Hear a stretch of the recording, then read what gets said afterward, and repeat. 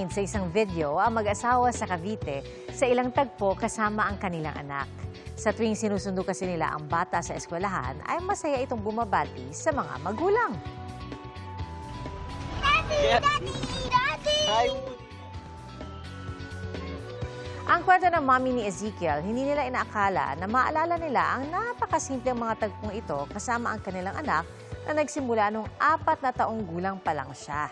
At ngayong 11 taong gulang na si Ezekiel, napagtanto raw nila kung gaano kabilis ang panahon at tila walang magulang ang handa para rito.